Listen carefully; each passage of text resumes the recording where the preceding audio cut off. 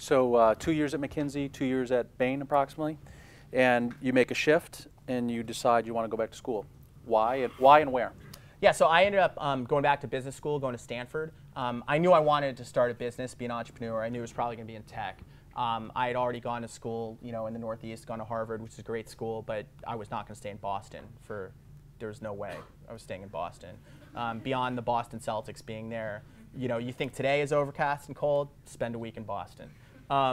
So I decided to go out to Stanford. It's also, it's out in Silicon Valley. It sort of would be a good experience. And I think I also had a very clear idea of what I was going to try and get out of that experience. At that point in my career, it really wasn't about academic learning. At the business school, they sort of have like an accounting course and a this and a that. It was about the people you'd meet, the practitioners. Actually, a lot of classes like this, where they'd bring in people who've actually done stuff, and then, of course, and they'd have people actually, also teachers who've done things and things like that. And that was very, very helpful. Obviously, I met my partner there. It's where we launched Stubhub, and it just made a lot of sense. Okay, so you're at Stanford. What year is it? It is 1999. So I entered in 1999, which is probably before all of you were born. No, and not quite. yeah, no, I can do math a little better. No, I was checking myself to make sure that was true. No, that's true. It's close. But I entered in 99, so that was the last. There was like a big bubble for the internet. So when I entered into business school, there were companies like Pets.com and Webvan, and these are probably companies, at least the people who work for me now, who I work with, who are like even in their mid to late 20s.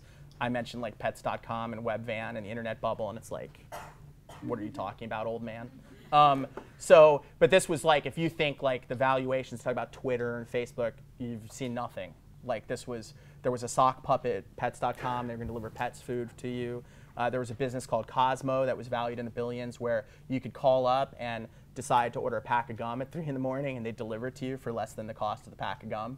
So I guess you make the money in volume or something. But so it was really crazy, and that was the boom. And so we entered where everyone and their brother was trying to start internet companies. And then while I was there, because it's a 2-year program, and I graduated in 2001, in April of 2000, the NASDAQ bubble started to burst. And then by the time we got out of school, only an idiot would be involved with the internet. It was like sort of the tulip bulb. It was like going in where it was great to work with Countrywide in the mortgage business, and then now here you are today. You can imagine telling someone, what do you do? I sell subprime mortgages. It's probably not considered in vogue.